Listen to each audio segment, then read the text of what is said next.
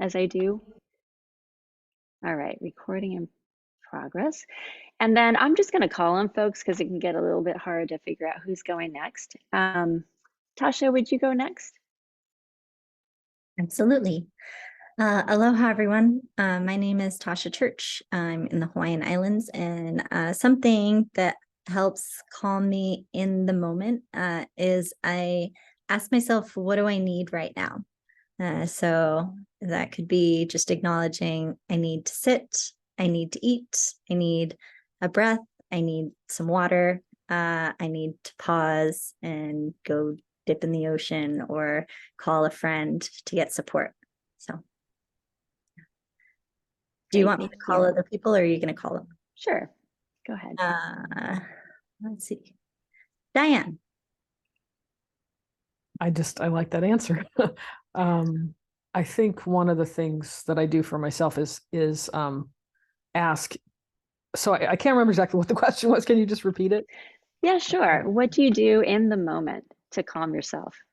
Yeah. So in the moment, I think bringing attention to breath, for sure, feeling my feet on the ground, my butt in the chair, etc.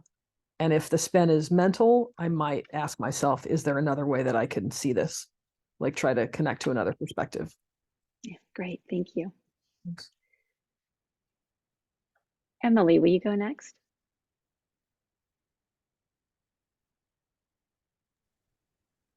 Hi, everyone. My name's Emily, she, her.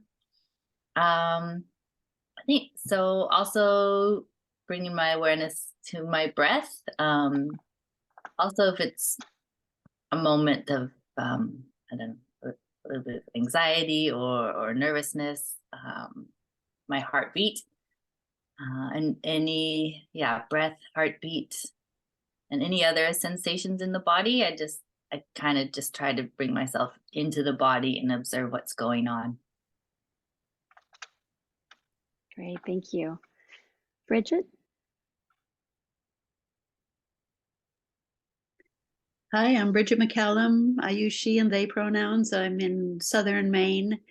And breath, of course, taking a deep breath. But my anxious place is always to feel like I'm alone in whatever's happening. And so I bring to mind someone that I know loves me and kind of just imagine their face there and say, okay. And that helps me settle. So that's it. Thank you. Tamara? Hello, my name is Tamara. She, her pronouns. And something you do in the moment to calm yourself. I would say very similar to what other people have said.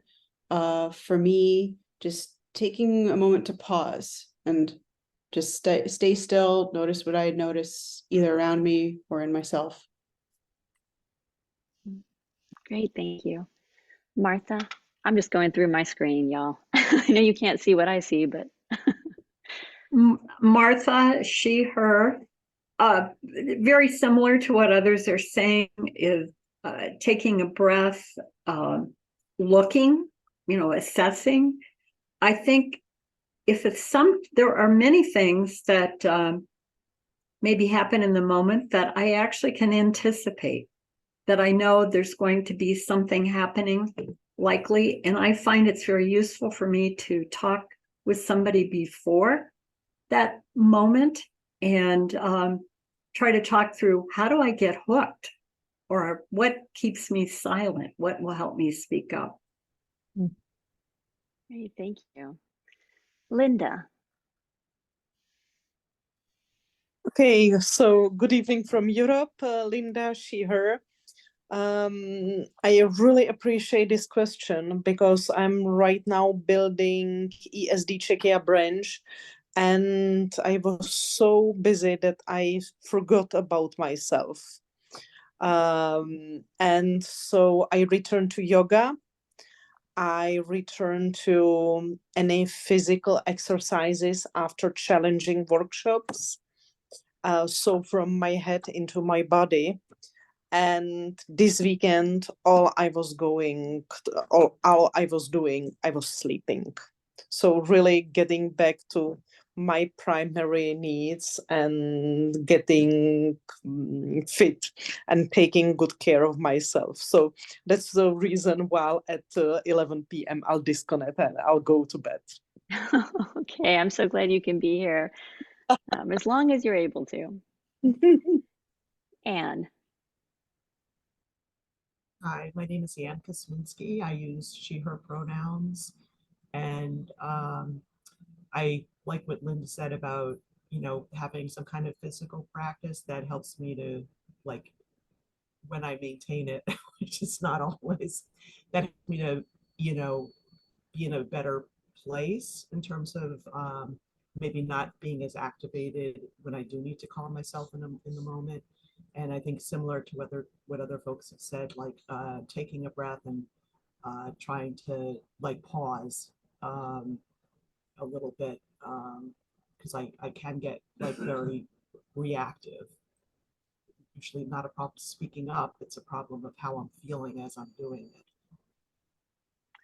Yeah, thank you. And thank you all for sharing. We have so many techniques in common or strategies in common for calming ourselves in the moment.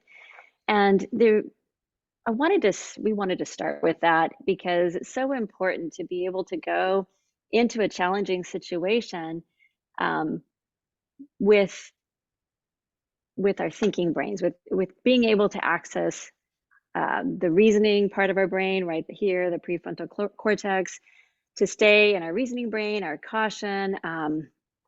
And when we start to get activated, like we often do when we're challenged or we're surprised or we have that sort of startle response to a situation, we can slip into the more reactive part of our brain, and that really limits what options we have.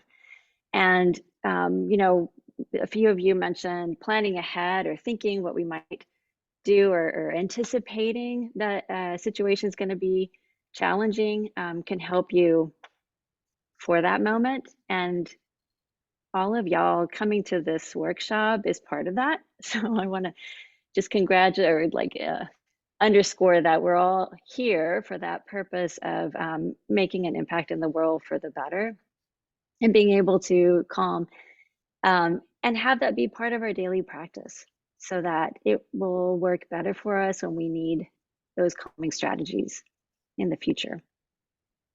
I thought that since so many of us mentioned the breath, we could take a moment right now to practice. And first, if it works in your space, set your feet to where they're on a surface, maybe the floor, maybe they're on a block or something, to feel the connection with a supportive surface. Feel connected with the ground that we're on, with the earth that we are on, and press your feet into that surface. And then a lot of times we're probably familiar with like this superhero stance where you're standing with your chest up and like really, feeling the power. Think about that same sort of stance even in your space as you take a breath in, filling up like you're entering your strength, entering and breathing in that strength and that steadiness with your breath. And then you might breathe out through your mouth. Let's take another breath like that. Breathing in and breathing out.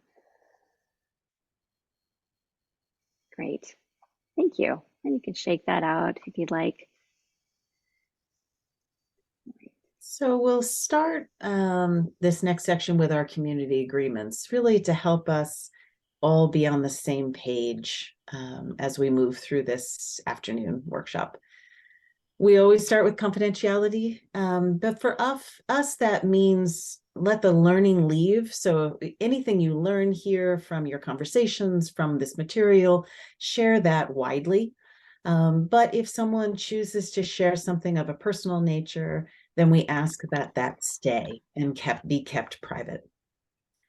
Move in, move out is really about accepting a new challenge, something that might feel a little out of your comfort zone, trying to challenge yourself in that way. but also taking care of yourself and making room for other people. And no shame and blame. We all, I think, have a tendency to take in new information and go backwards with it and say, I should have done this or that in the past. And so we encourage you to take new information or new perspectives forward into new challenges and new situations. And then, ouch, oops. As we learn new language, as we try on new skills, we will make mistakes. That's just the way it is. And so recognizing that that may happen, if something that I say lands wrong with Coty, then she may say, ouch, that landed wrong with me. That didn't work for me. And I would own that then. Oops, I'm sorry. I will try not to do that again. So it's a simple exchange, but it's recognizing when harm happens and accepting responsibility. And then self-care, we won't be taking a break in the next hour and a half, but if you need one, or if you need to move or shift or go off camera or any of those things to take care of yourself, please do that. So how do these community agreements feel to folks? If we're in agreement, can we get a show of thumbs? And then I'll ask if there's anything to add. Great, thank you. Anything that would be helpful to add to our agreements today?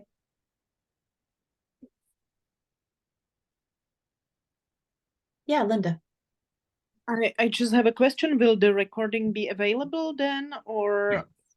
Yep. Okay. It will be. And Tasha? I always like the don't should on yourself.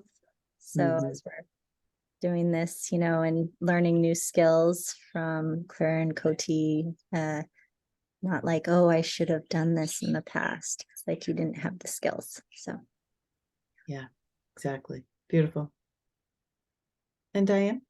Yeah, I wanted to ask if it's okay to take screenshots of slides, and also how you want to manage the chat or questions. For some people, I know it can be distracting, and for some people, it allows people to communicate. So I just want to ask how you would like to. Yeah, thank you. We're a small group, so I think just raising a hand works, either a physical hand or the virtual hand. If the chat is more comfortable in any way, or more accessible, then do feel free to use that, because we'll be able to monitor that also. So thank you. Super. So wanting to provide some more context for this work. While many of us came to NWMAF some of us many years ago, and many of us came at that time initially to find safety and a place where we could challenge ourselves and learn in a space without men. Our community, however, has never felt truly safe and welcoming for Black, Brown, Asian, and Indigenous women, or trans and non-binary people, or people with disabilities, or needing physical adaptations, or parents of small children, and many others. And sometimes for queer and lesbian people, even though they were so instrumental in founding, that's. Yeah. Absolutely. So, and there have been many efforts over the years, and as a board, we're looking to build on those efforts to make NWMAF a truly welcoming community where we work to prevent harm and to respond effectively when harm happens and to make repair. So hate bias, harassment, and verbal and physical violence have been present since the arrival of the first colonizers in these lands, speaking from an American perspective. They've increased at various times in our history, and one of those times was in 2016 in the lead up to the election, and again at the onset of the pandemic in 2020, and again in 2022, and it's really been continuing. I'm going to share a slide that's some recent statistics on what's been happening and the increases. And unfortunately, since this slide, since this data was collected 2021 by the FBI, it's increased even more. So But these are the areas that have increased the most and that hold the most bias incidents. And our organization is a microcosm of the larger society in which we are based.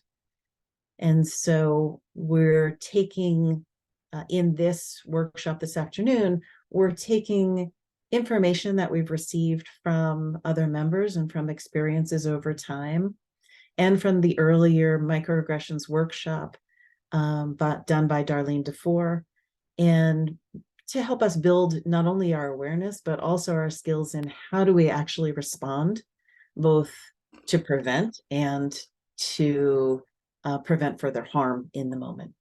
So that's really our context for today. So what is active bystander training? And we're all here to learn some other strategies and what we can do to be active bystanders. And really what that is anything that you can say or that you can do that can increase the safety of a person being targeted. And as Clara mentioned, whether they're present or not.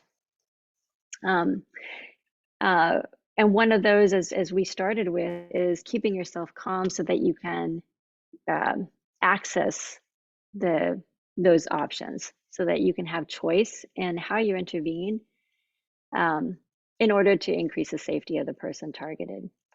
So and here y'all can just raise your hands, but have you had the experience of witnessing something, someone being harassed, or witnessing something that was uncomfortable and not known what to do, and then not reacted or not responded, not intervened?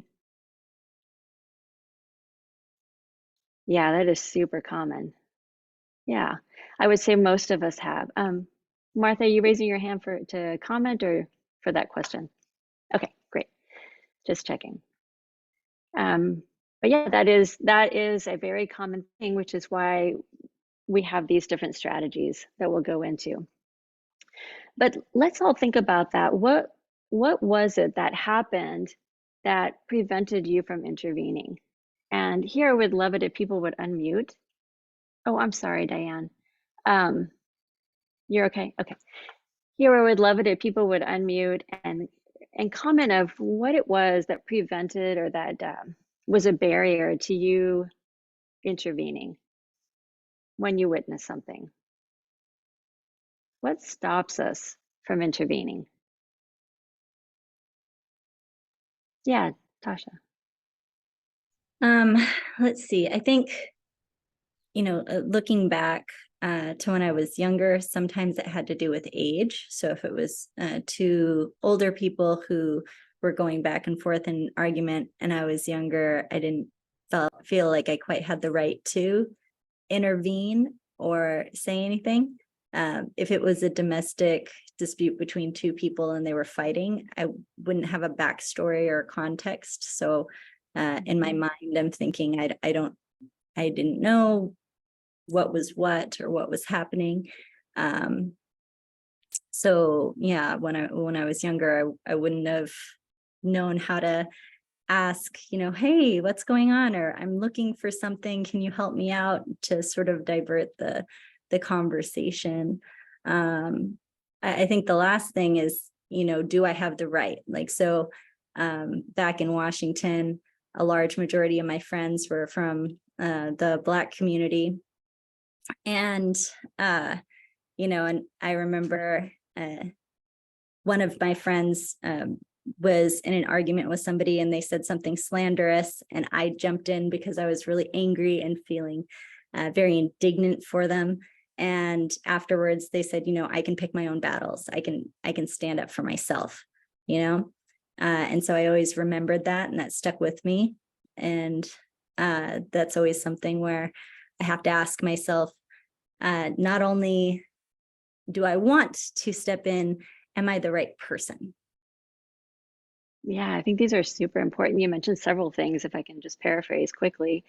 One is like this power difference of when you're a child, you don't know that you have there's such a power difference between children and adults of how to express yourself. And then the other one was not really sure about what's going on. And a lot of times we'll walk up on a situation and we have that feeling that something isn't right, but we don't really know what happened. And so that prevents us from doing something. And then the third that you mentioned was maybe not intervening on purpose to allow the people, maybe they don't want your help. We don't always have to swoop in and save the day. There may be something else that we could do. Are these familiar to other people? Any others have other reasons that stop us from taking action? Yeah, Anne. I think just being in shock in the moment can be tough. I had an incident actually in a martial arts supply store where my very curious son put it, touched something, and the store owner put his hands on my child. And I was just so shocked that I almost like didn't have words in the moment. He didn't, hit him, but he put his hands on him.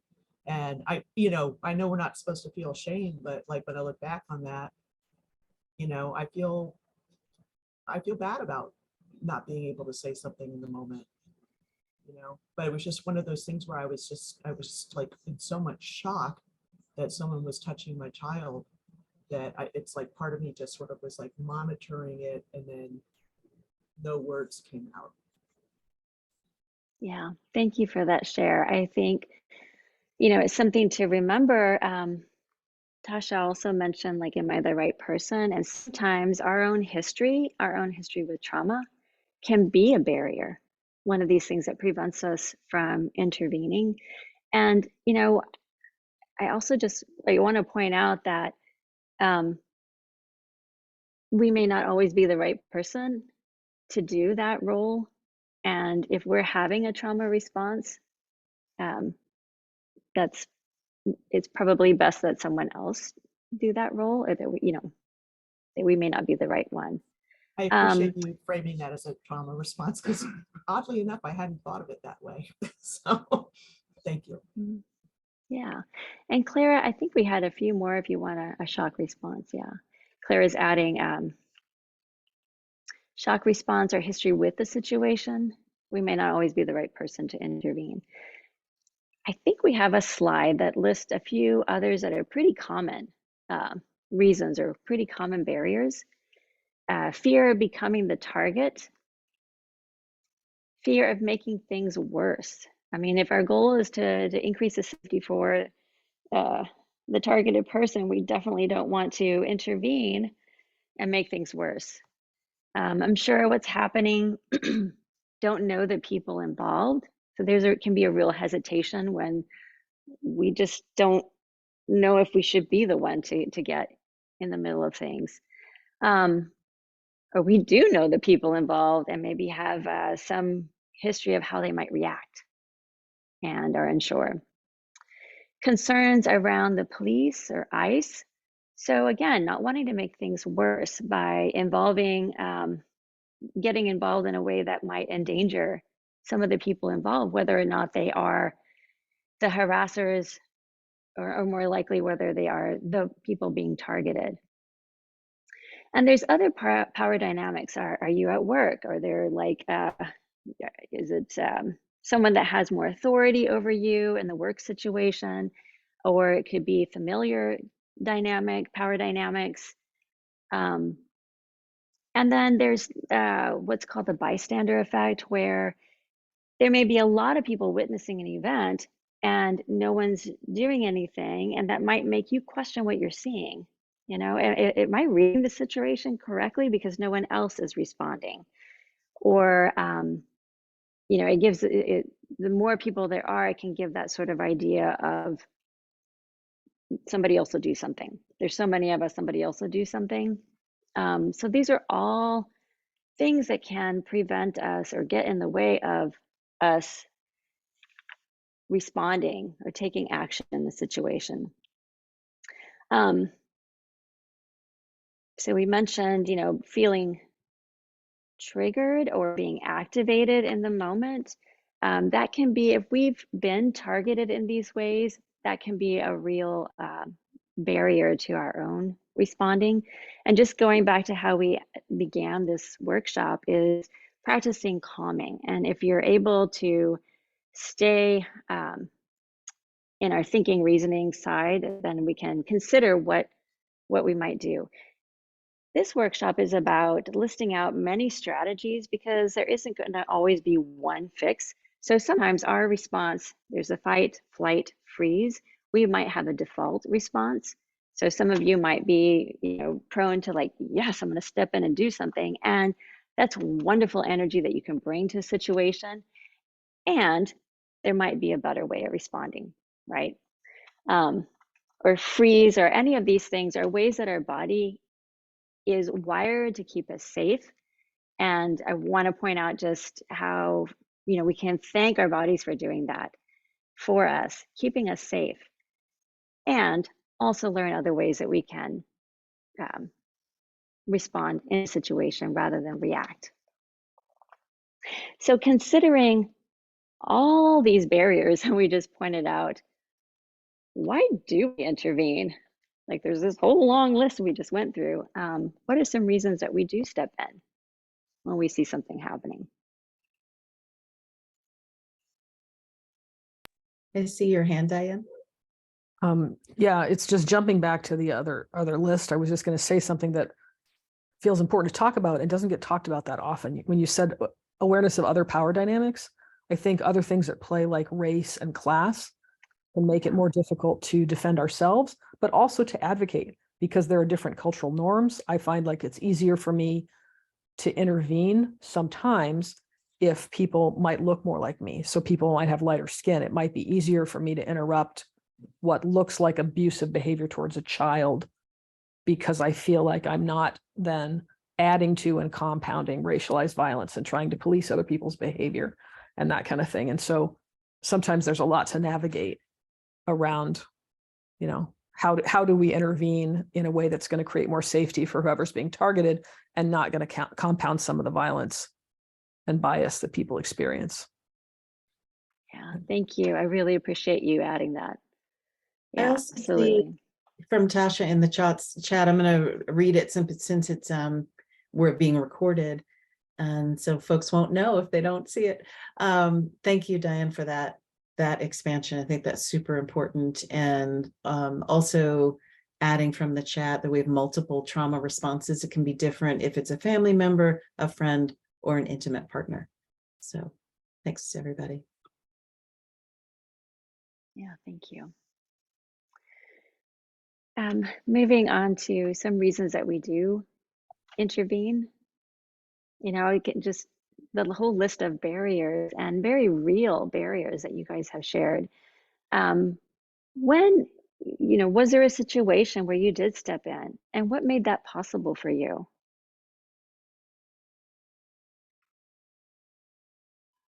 Martha. I'm thinking of a situation I stepped in.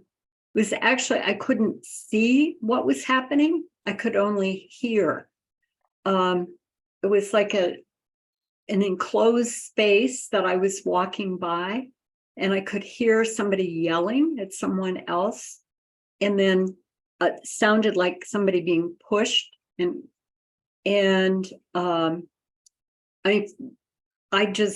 it sounded like somebody was in danger, and I was just right there and said, can I help? What's going on? I'm hearing something. And that it immediately stopped. And I could tell somebody mumbled something like, I'm sorry, and moved. I mean, I felt safe because there was this enclosed barrier, but it really did sound like somebody was going to be injured. Mm-hmm. Yeah, thank you. Yeah. So urgency, maybe step in. Urgency, and also that feeling that you would not be threatened, right? You felt safe enough to say something. Yeah. Yeah, Bridget. Well, this is going to go back to where I was when I was a child. And I would say empathy, because I took a number of blows myself in different situations. And I was in the playground in the 5th grade, and the smaller boy was getting beaten up by a bigger boy. And I told him to stop. And he, because I identified with that small boy. And then I have to admit that I pushed the big boy down. My fight took over, but it was, I would say empathy was the motivation. Great, thank you. I'm going, yeah, Anne. I think like just an immediate knowing of, or a deep knowing of the wrongness, or maybe similar to empathy. I was in a pet store with my kids, and we were interested in looking at rats. Believe it or not, we had rats for like 10 years. And the person who was like picking up the rat for us picked it up by its tail, which I knew was like not the way you handle a rat. And I said something, and he started arguing with me about trying to get leverage and stuff like that. And, you know, I persisted, and I said I wanted to talk to the manager. You know, turned out he was the manager. But it was just like this deep knowing of, you know, like I know it's not a person, but like a sentient, you know, being, you know, just being mistreated by someone who didn't have the education to be handling it. Yeah, thank you. And Clara, if you wouldn't mind sharing the slide. We have a few other things here that may or may not have been listed already, but the first one is why we're at this workshop, wanting to see change in the community or institutional change. Somebody else mentioned, you know, caring about the person that's being targeted. Or perhaps it's a situation that you've experienced yourself, and so you want to step in because no one was there to step in for you. Doing what you would hope somebody would do for you. And another one listed here is preventing the situation from getting worse, which I thought Martha's story was an example of, or from that same thing happening again, like Anne's story with the rat. Like these creatures should be treated more gently. Let's see. Yeah, and if there's other reasons, y'all are welcome to put those in the chat. Yeah, Carmel. I'll just add one more that often influences me, which is knowing who else is watching and who else needs to hear that it's not okay.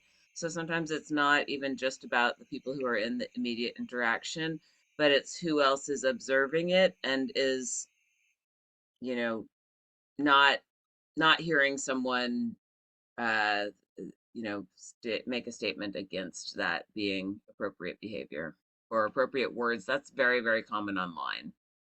Is that feeling of, I know who else is reading this, and even if this person doesn't care about what they're saying, I want other people to hear a different reaction or a different response. Beautiful, thank you. Okay, so if it works for your body and your space, I'll invite you to stand. Obviously, this can also be done seated if you prefer. We're going to practice some getting into our bodies before we really talk more about what we call the 5 Ds of bystander intervention, and get a little practice.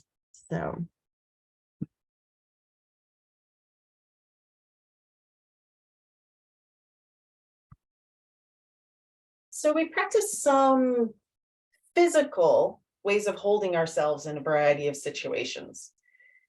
So I invite you first to stand, if you're standing, with your feet parallel, so your feet are next to each other, and your hands are either at your side or you're clasping your own hand. So you can see I'm holding my own hand as though I'm shaking my hand.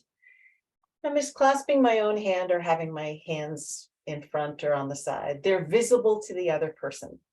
And this is what we call the awareness stance. So I invite you to look around the space that you're in. And first, you're assessing the space itself. So as you look around, including behind you, because that is one way to calm your nervous system. Notice where things are in your space, where the exits are. Is there anything between you and an exit? Are there things in this space that could help you from a safety perspective?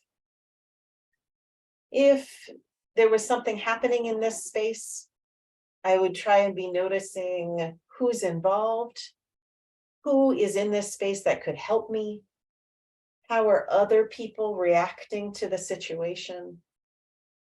Where in this room is this happening? Is there a barrier between the person who may be activated or escalated and the exit? Because we want to make sure they have a clear path. What's happening? And then finally, I'm checking in with myself. So checking in with my own level of activation, because that's one thing I'm going to assess to know whether I am the right person to intervene. So what is my relation to what's happening? What is my role? How does my identity interface with the people or situation that's happening? How can I bring those factors to bear? So that's our assessment stance. And then if I choose to set a boundary with a situation or a person, I'm going to take my dominant side, for me, that's my right side, and I'm going to take that leg and step it back. So instead of my feet being parallel, one is back now. So I'm on a little bit of a 45-degree angle and my hands are coming up. So they're coming up low, but basically this message that my body is sending is setting a boundary, right? And this is a physical stance that is recognizable to people around me, whether they're close to me or whether they're maybe across the street or across the room, that I'm not the aggressor, that I'm actually in a boundary, in a safety type of stance. So let's try that from our assessment stance and going into our boundary stance. So let's bring our voices in. And we're going to practice as we go into the 5 Ds, which are many more ways of intervening. We're going to practice 2 now that are direct. So one is calling in or naming the behavior, or calling in actually and inviting someone to adjust their behavior, recognize what is happening, and then calling out, which is naming the behavior. So being clear about what's happening. So one potential situation, let's give it a scenario, could be that there's a scenario where we're in a small group and someone says something that perpetuates a racial stereotype. So thinking about the ways that I might be able to call this person in this situation, and I'm going to invite you to do this in a call and response style. Feel free to unmute if you like. I'll pause after I say the phrase and invite you to say it back to me.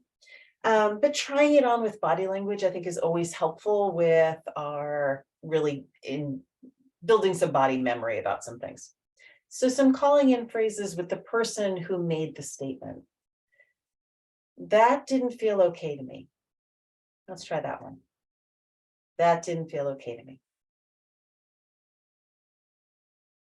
I don't find that funny.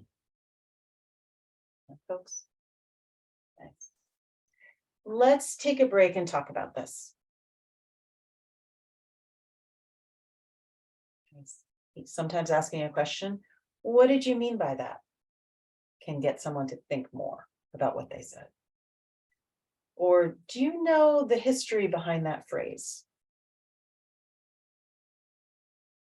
So again, inviting them to think, to engage, to shift. And then thinking about things that we might say that call attention to what's happening. So name the behavior. So this is less about the person who made the statement and more about letting everyone know what's happening, which is super important at times. So stronger phrase could be, that is hate speech. So let's try that together. That is hate speech. Or that statement is racially biased. Great.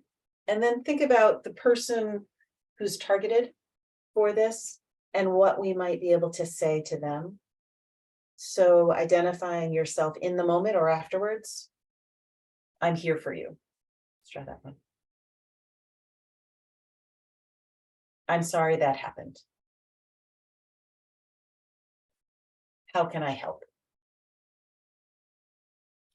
And let's shake that out a little bit. Notice where you may have felt some of those statements, how they resonate or how they intersected with some things you may have experienced. So really shake it out and invite you to actually turn your body in a circle. It's one way to calm our nervous systems, and then come on back.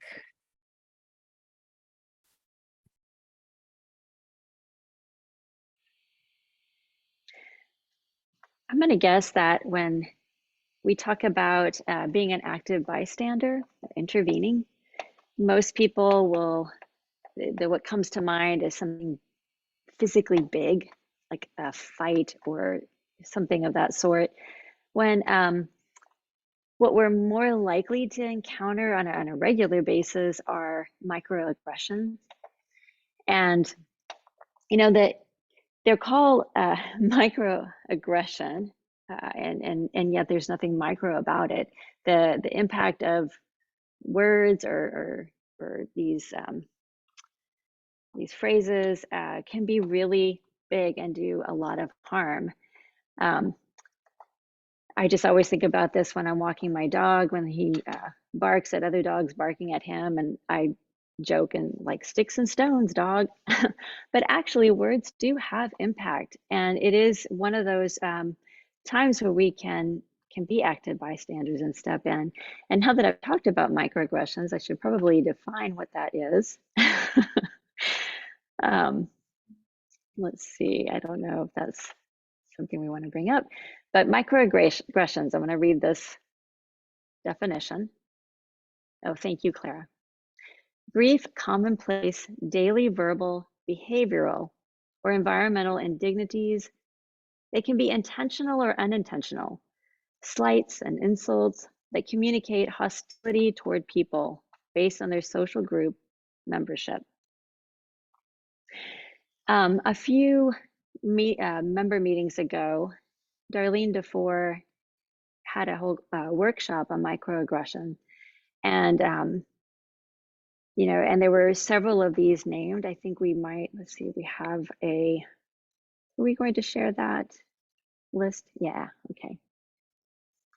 Yeah, if y'all look, Clara put the link in the chat of Darlene's Padlet naming different types of microaggression that that were brainstormed during that meeting. And oh, thank you. So take a look here and maybe name some things that stand out to you. You can unmute and just kind of call out a few things that stand out to you.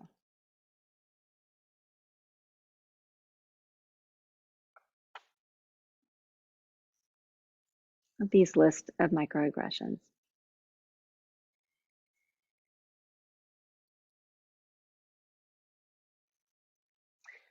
One of the ones here under race, ethnicity, are touching a Black woman's hair.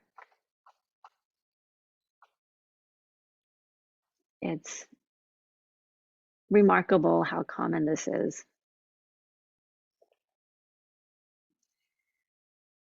If there's others, someone, oh yeah, just talking about someone's accent. I have an exchange student from Argentina living with us, and she's just continuously amazed that people don't recognize her as being Latina because she's light-skinned and blonde. So they misread her. And then under gendered microaggression, having someone with less education or experience, a man, trying to explain to you how to do something when you are the authority in that realm.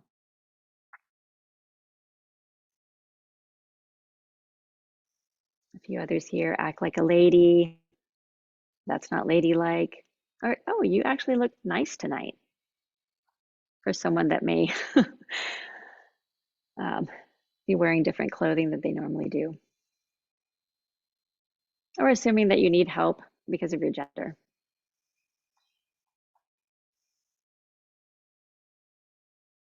Okay.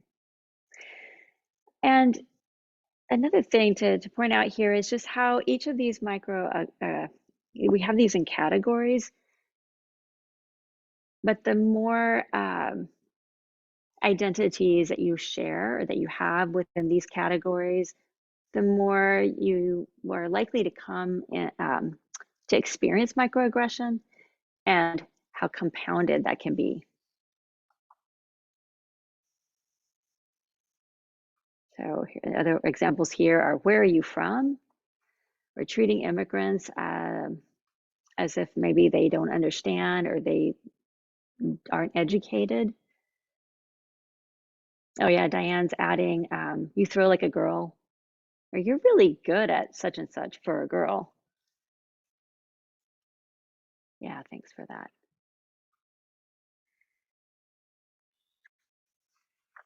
So microaggressions may just be words, but they really, as I mentioned before, they really have an impact. So if we are able to intervene, Carmel had an example of this, of even when the person that's being denigrated isn't present, being able to say something can help start to change the societal norm, right? Letting other folks know that it's not okay. So mentioning this before we go into different strategies that we use to intervene, and I think Clara is going to start us off with that. Yeah, so wanting to introduce you to what we call the 5 Ds of bystander intervention.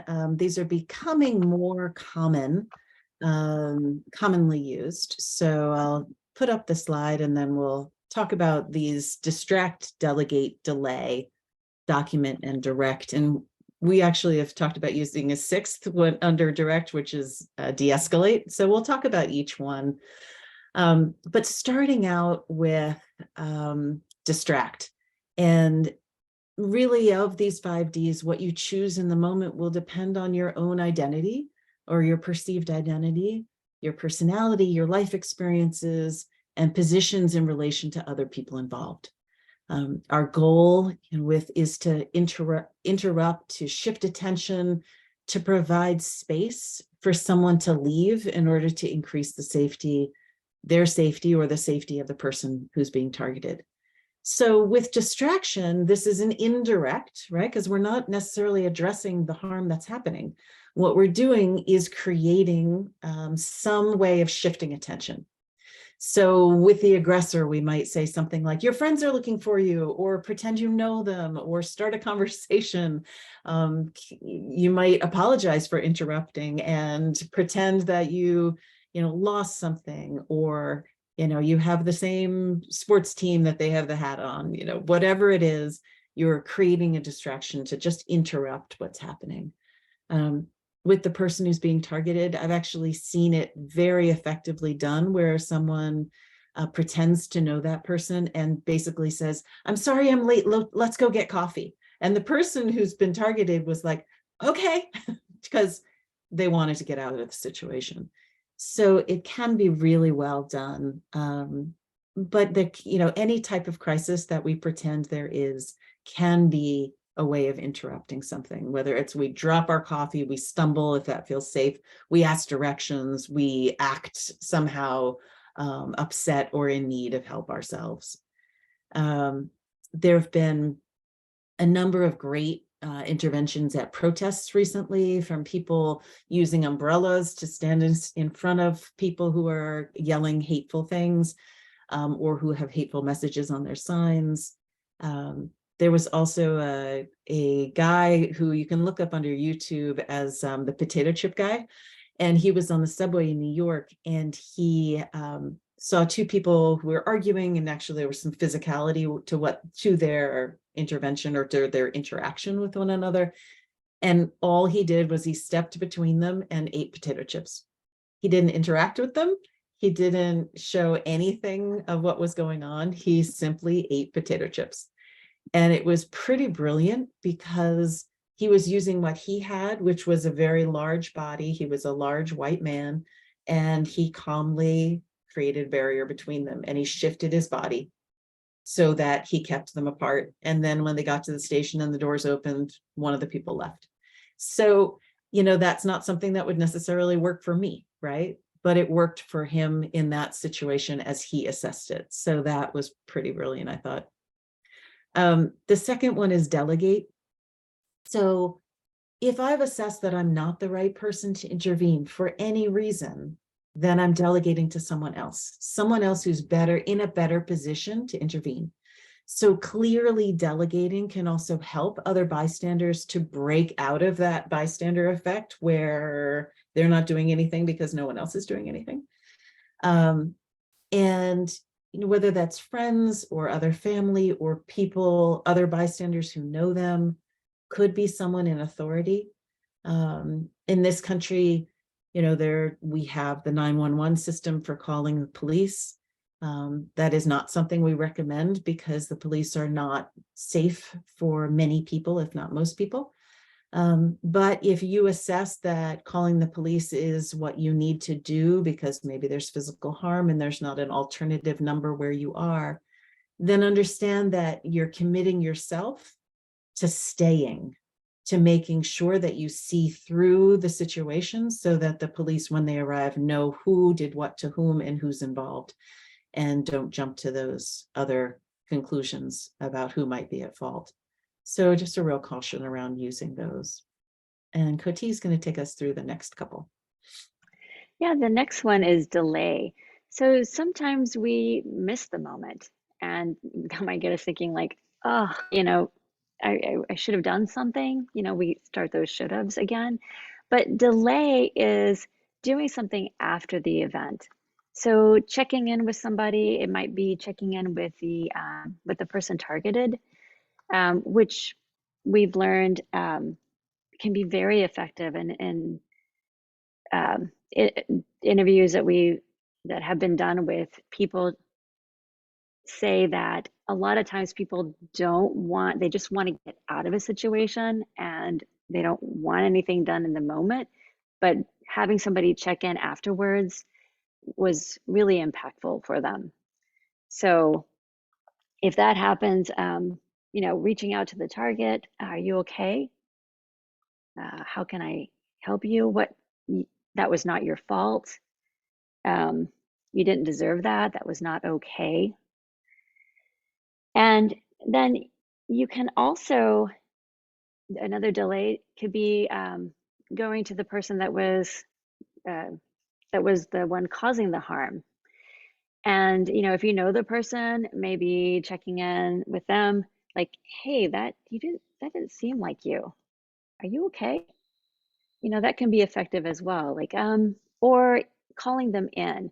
So a lot of times, if we're looking to make a change, if we point things out in front of a big group, that may not be as effective as calling somebody in after the fact and saying what you said was harmful. That was not right. Or, that was intimidation. That was harassment. So delay can be really effective.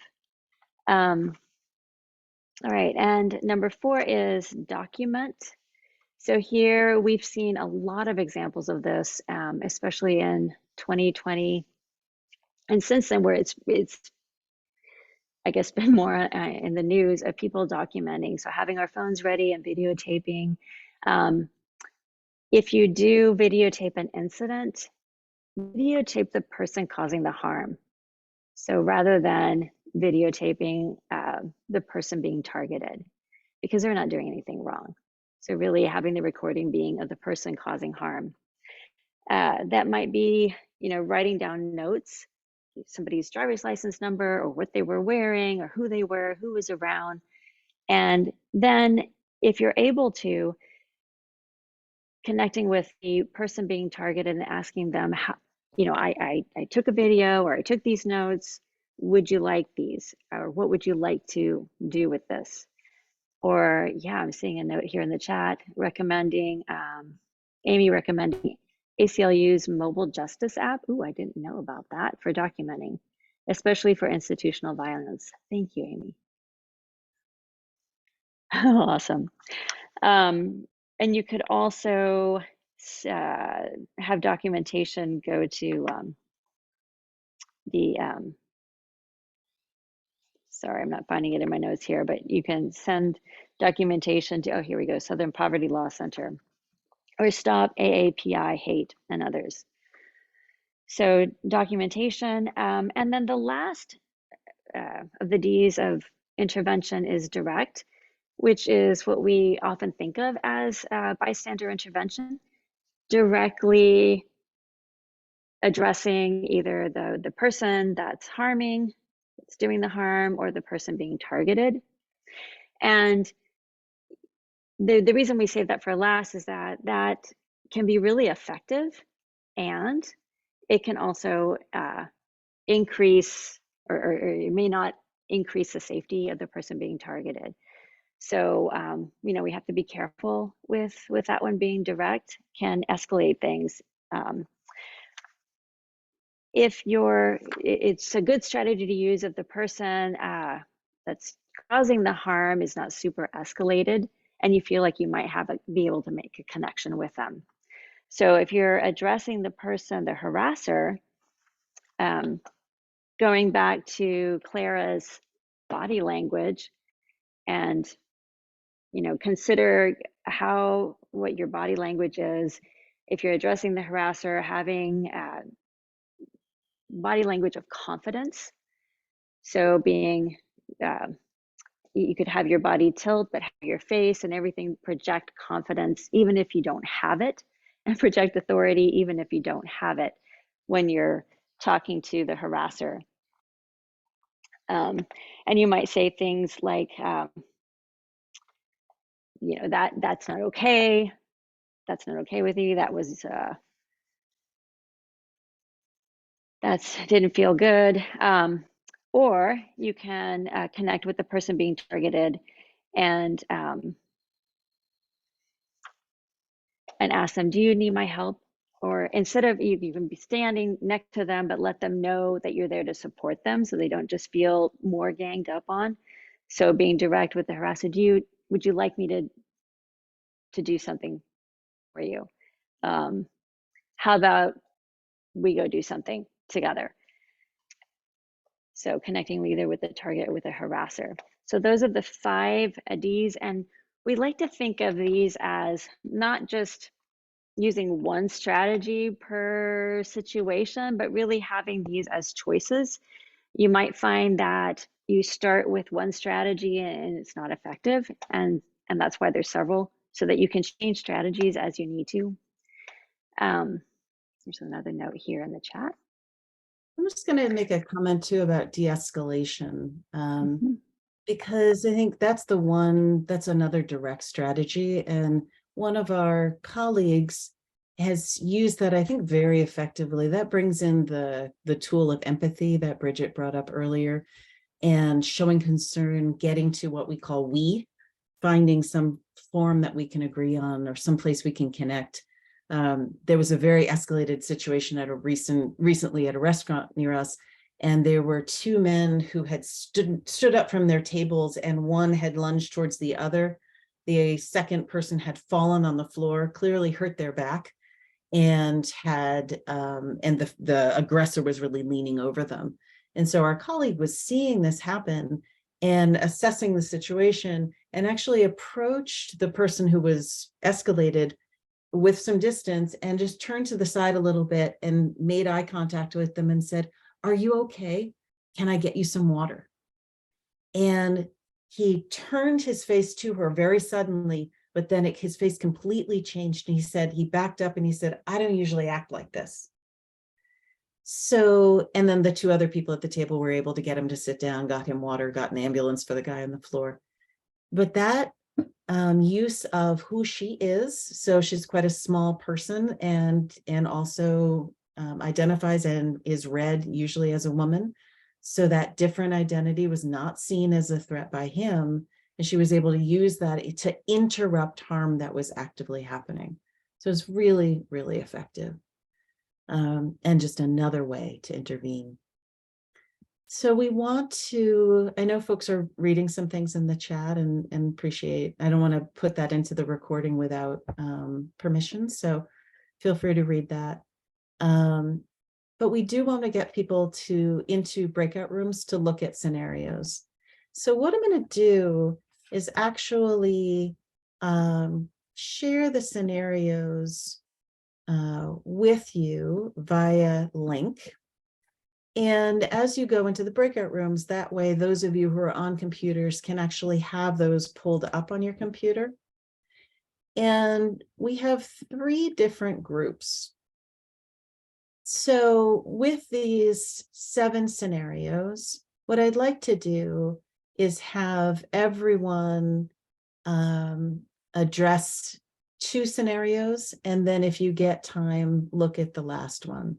So if you're in group 1, you'll be looking at scenarios 1 and 2. If you're in group 2, you'll be looking at scenarios 3 and 4. And Coty, if you could write this in the chat as I'm saying it. And if you're in group 3, you'll be addressing scenarios 5 and 6. And then I think everyone, if you can get a chance to look at number 7. And then we'll be coming back and talking through what you came up with. And we may not be able to address all the scenarios, but we'll address the one that you spent the most time on. So you'll have 10 minutes in your group to really talk through these scenarios and try and come up with a response using as many Ds as possible. And I think that's really one of our points, is that this is not just a single approach. I may say something direct in the moment, and I may say something after the fact and intervene that way, which is a delay approach. So there's lots of different ways to use these tools. Any questions before we go into the small groups? We're at 5:10 now, so we'll be coming back at 5:20. That's Eastern time. Any questions about that? Okay. So I'm going to open, there are in the breakout rooms, there are also a help button. If you push that button, Coty or I will come and see you and see what your needs are. If something's happening and you just feel like you want to leave the small group, please feel free to do that. You can leave the group and re-enter this main room. And then I'll also bring you back at the end of 10 minutes. So I'm going to open up the breakout rooms. You should see an invitation on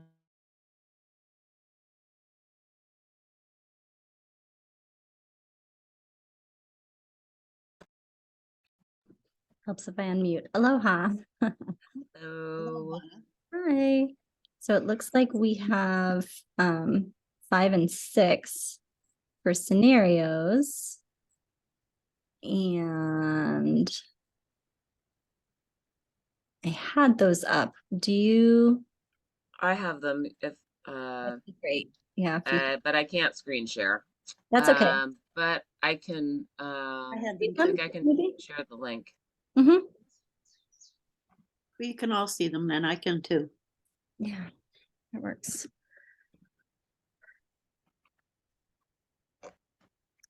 Okay, so we are at 5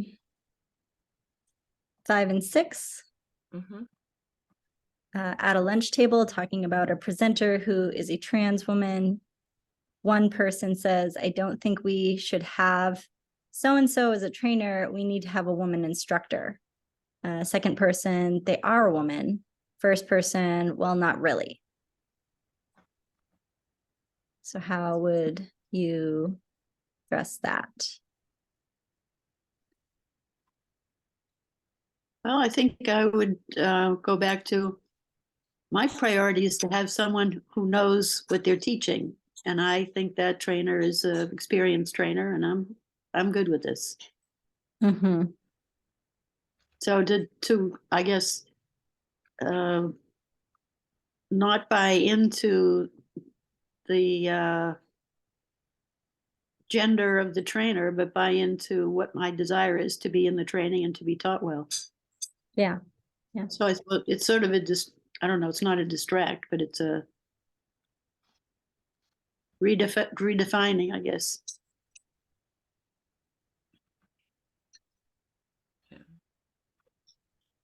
That might be a good time for the, what do you mean by that? Which I'm really bad at because I usually have a pretty good sense of what they mean by that, but I know it's a good tactical strategy just the like, oh, what do you mean? And see whether they will realize that they are that there's some flaws in their logic. Yeah. For me, working with different people, especially people who are very set in their ways, I usually say, that's your opinion. I don't share it. And that usually just shuts it down because I'm making very clear eye contact with them. And then I turn and walk away. Yeah. So.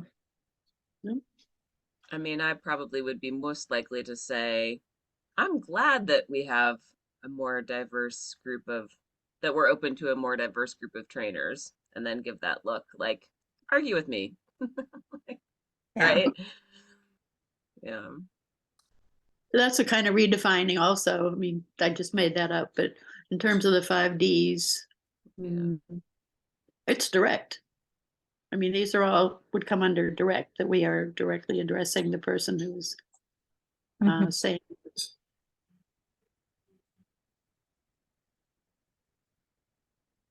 Yeah, I guess if I was to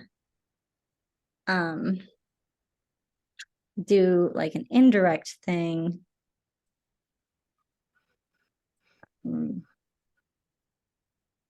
just walking away, that would be one thing. Or yeah, depending on a person's comfort zone, they could say that they have to do something and leave if they don't feel comfortable actually addressing it, because some people don't.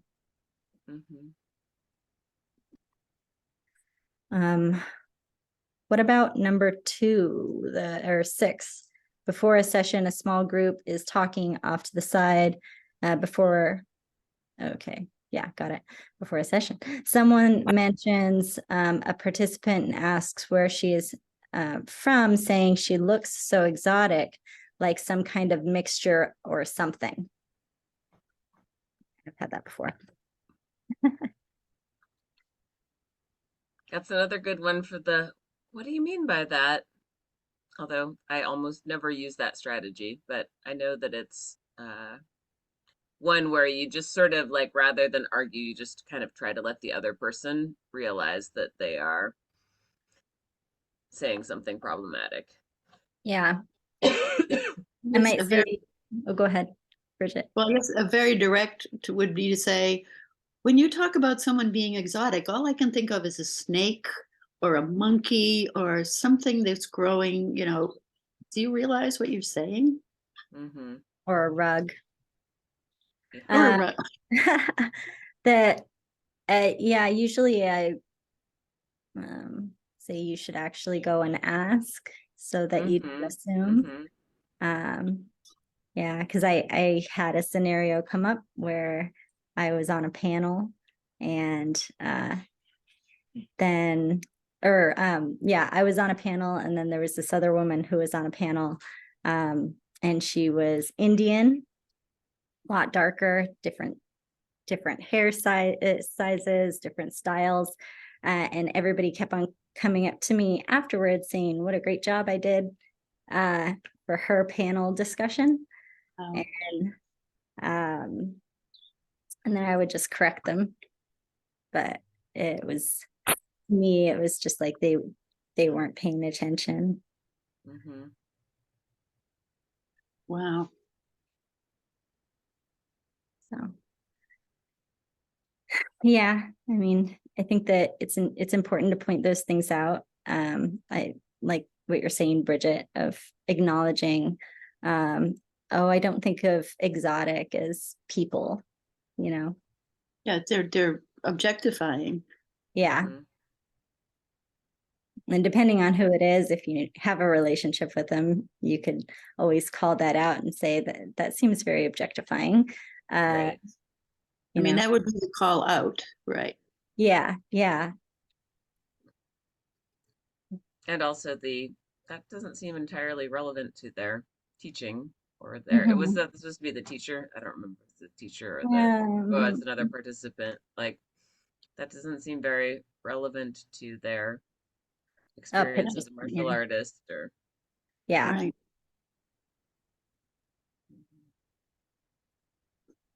I mean, it's many microaggressions. One of the features is that people think they're actually giving somebody a compliment, Right.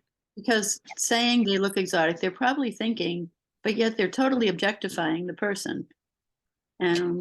So, I mean, when I get called a young lady, one of my responses now, depending on the situation, is you may actually think that that's a compliment that you're giving me, but you're really insulting me in terms of my age and experience.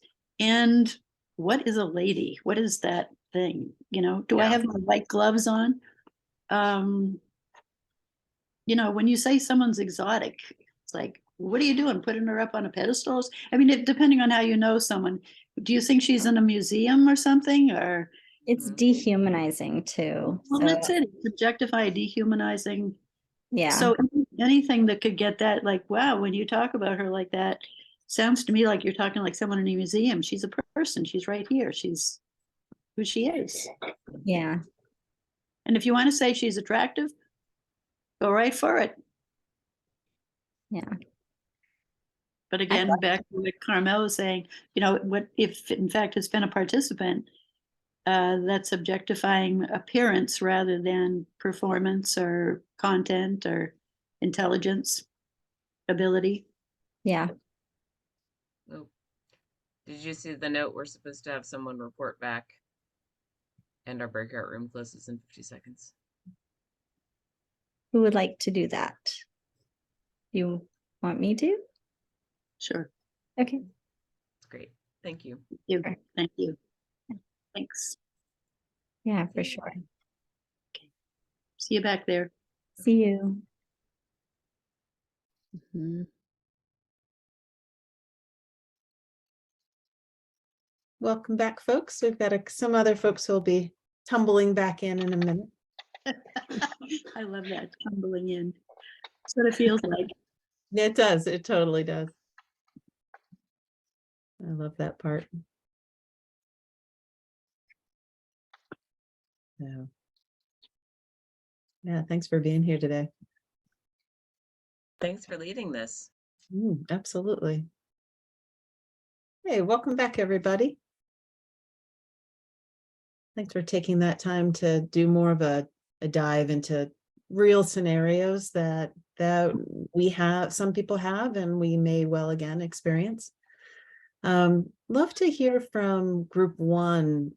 If you could pick a scenario 1 or 2, whichever you talked about more, and share with us what you came up with as a response. What were some of the D's that you felt were a good fit for that one?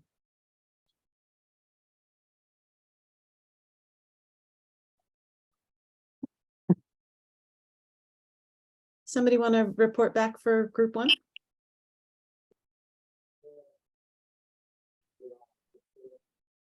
Group 1 was Anne, Diane, Linda, and Tamara.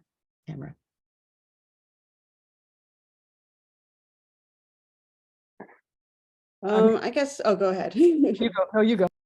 I guess scenario 2, we just, I guess, spent more time on that. So it was the situation where in a group, everyone is introducing themselves. One person has a multi-syllable first name, which is not common in English-speaking countries. The facilitator says, I'll just call you blank, a one-syllable name, and moves on. I think we had, I don't know if the ways we were thinking of intervening, I'm not actually, I have trouble placing it into one of the D's, and maybe we could get some help with that. But I think we were saying something along the lines of, you know, not wanting to put people on blast necessarily, but really in an effort to educate and inform, you know, so checking in with that person and saying, just want to check in with you. How do you say your name? I want to make sure I say it correctly. What do you prefer to be called? And at some point also checking in with the facilitator and saying like, oh, by the way, just so you know, this person wants to be called this, just moving forward, so you're aware. Other people in my group, is there anything you want to add to that? Beautiful.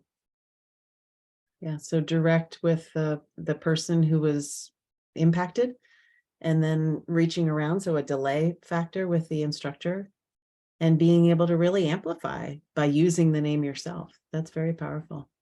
I think Yeah, go ahead. sorry. I think we started off having some of us having a little sympathy because we have like hard to pronounce names. Like I won't even try Linda's last name right now. But then I think Tamara said something really good, like if you know, that was powerful for me, that if in our culture people can pronounce like names like Schrodinger and stuff, they can figure out how to pronounce somebody's, you know, first name. Like we do give some effort towards folks that have some perceived importance. Thank you for that. And also in the real scenario, the person who introduced herself right before this person was named Elizabeth. So a 4-syllable common English name. So it really compounded made it that much clearer what was happening there. Thank you for that. How about group 2? Group 2 was Amy, Emily, and Martha. Anything you want to pick, either scenario 3 or 4, and tell us a little bit about what you came up with in response. For number 3, which was at Super Saturday at the conference, where on the Super Saturday when cisgender men were allowed to join, a cisgender man was coaching another participant. Mm-hmm.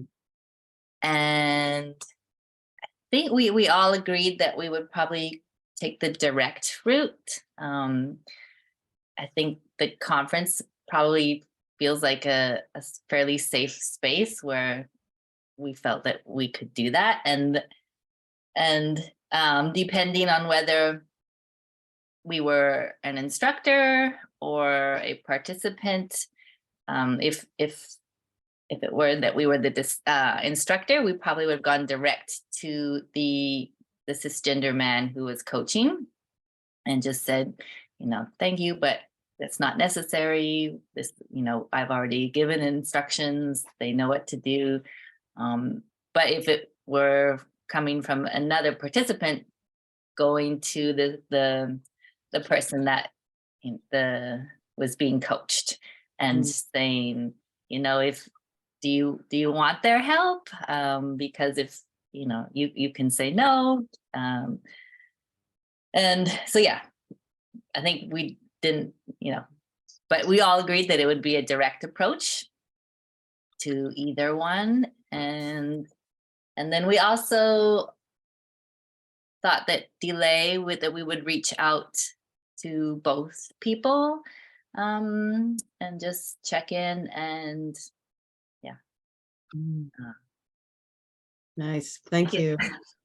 One other thing that's been done too in the past is that we've let a board member know, and they've had each instructor announce in the beginning of their class the roles, and to really very clearly say that is not allowed.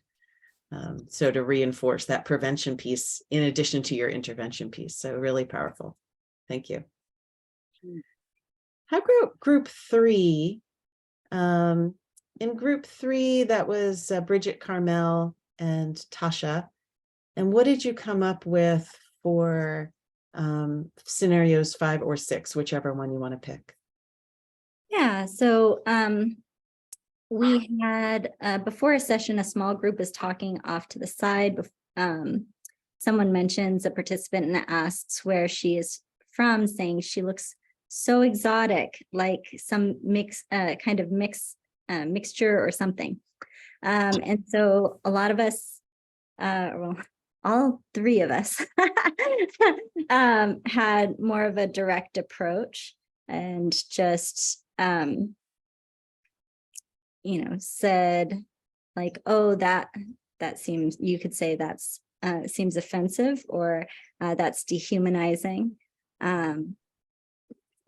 The other things we looked at were why don't you go and ask versus assuming? And then Bridget had brought up, you know, it's exotic. I think of an animal or a rug or different stuff like that. So, so we just kind of looked at ways of addressing that. And then if it was somebody who we knew, we could do, you know, and we liked, we could do the call out in more of an educational moment. So. Mhm. Yeah, thank you. Absolutely. Anybody talk about number 7, which was the piece where somebody, a commenter, somebody was watching a class, makes a comment about a participant with a prosthetic limb saying that looks really weird and not like a real martial artist, or they must not be a real martial artist.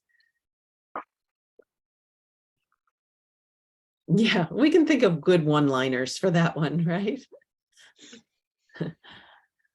I'm not sure what a real martial artist looks like, but they could kick your ass. I think I might say that. So let's be pretty direct. Half our community has artificial hips and knees and God knows what. So yeah. Tasha? I was just thinking when somebody says a real martial artist, I'm like, well, AI is such a big thing right now. But yeah, and it's like, explain that. What does that mean? You know, and then they have to explain. And then if you need to, you can always do an educational moment. Put it back on them. Yeah, and Diane? Sorry, I was just going to say that comment of somebody not being a real martial artist, or I forgot you're not a martial artist, is frequent when referring to self-defense teachers. So, you know, this idea of that you're discounting somebody's ability because of physical disability, but also because of a different sphere. And so it's, I mean, all of us are shaking our heads like we've heard that numerous times. Yeah. Yeah, thank you for pointing that out. It's a phrase, it's a microaggression that could be targeted in different ways to different people or even different groups of people. Yeah.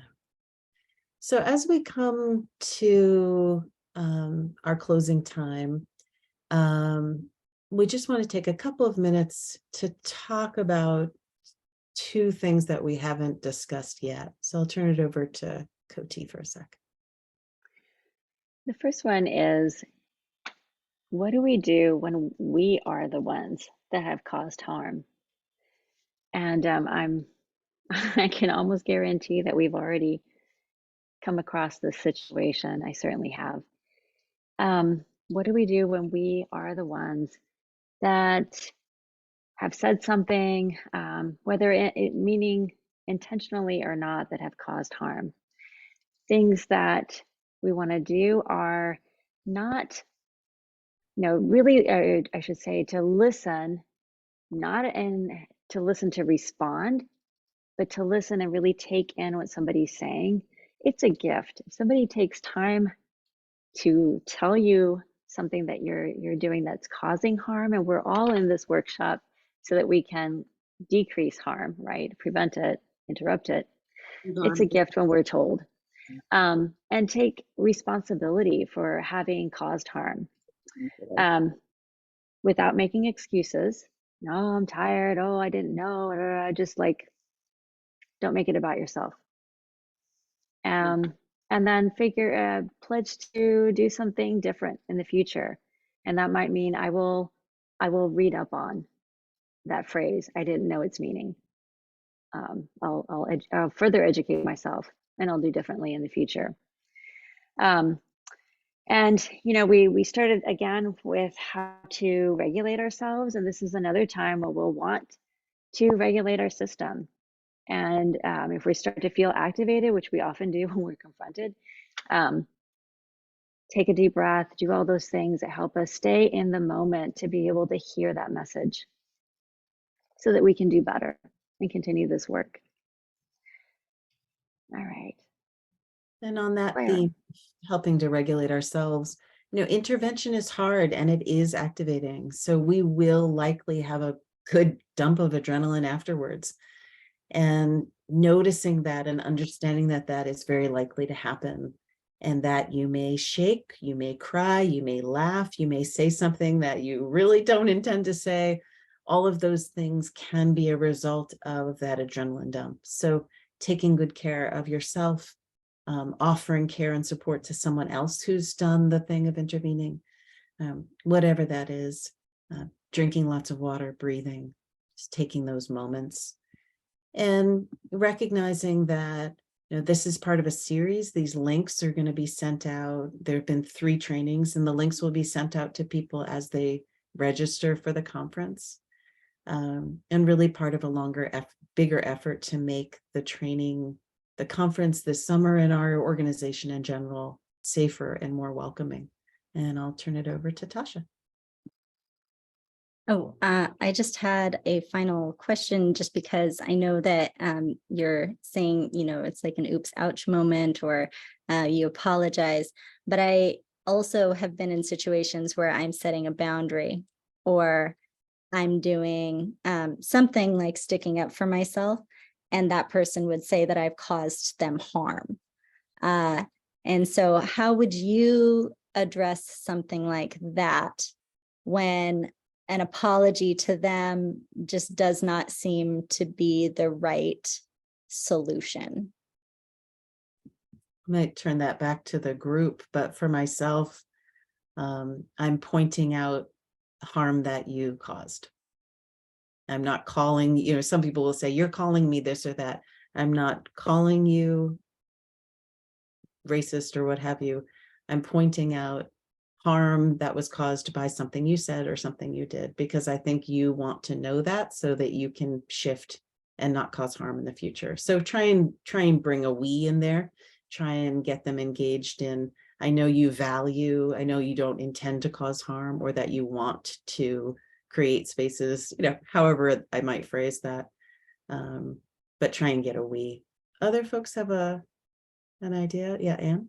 I was reading, Tasha, your question as you've set a boundary and someone is conflating that with harm. And what came to my mind is that whole Darvo thing, where we try and like name a behavior or name some harm, and all of a sudden someone is engaged in like reversing roles on us. And I don't know that I have a way out of that. I just know that it's like a strategy that's so commonly used that it's almost like people have a playbook. I don't know whether, so I just wanted to name what I thought I heard you say was happening. Mm-hmm. Mm-hmm. Yeah.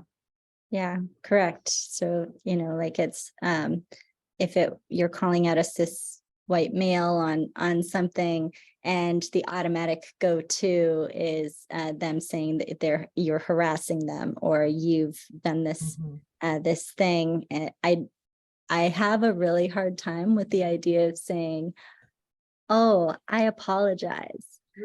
Yeah, that's a boundary setting moment. That's a boundary setting moment of saying, I'm pointing out harm that was caused by what you said, if that's appropriate for what you did, and then just repeating it, repeating that over and over again. I'm putting the link to the evaluation in the chat for folks who can take a moment to do that, and really appreciate everyone being here and supporting all of this work, and hope that we'll see all of you, or many of you, at the conference. So appreciate that. And thank you, Linda, for coming and staying with us. Really appreciate that. Good night. Good night. Thank you, everybody. Thank you. Thank you. Thank you so much for the training. Thank you. Thank you. It's great.